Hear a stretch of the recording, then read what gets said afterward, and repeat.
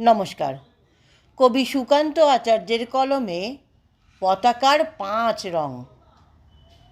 বলো তো দেখি, পতাকায় মোদের কয়টি রং আছে?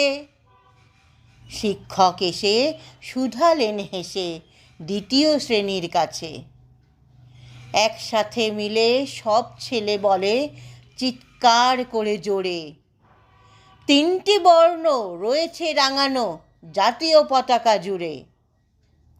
শ্রেণীর পিছনে বেঞ্চের কোণে শিশু ছিল এক বসে। পতাকার মাঝে 5 রং আছে, বলল সে মৃদু ভাষে।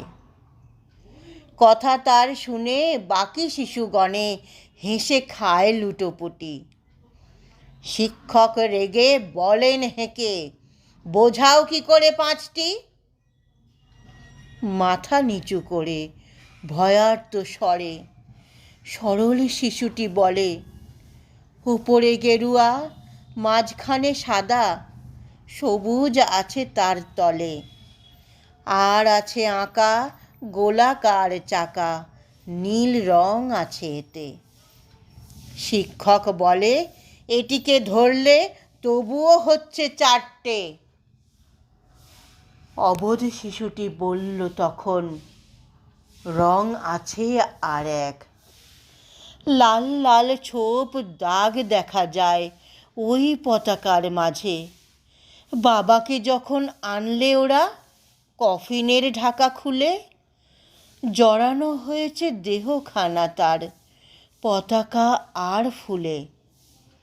রক্তের দাগ ছিল লাল ছোপ ওই পতাকার মাঝে।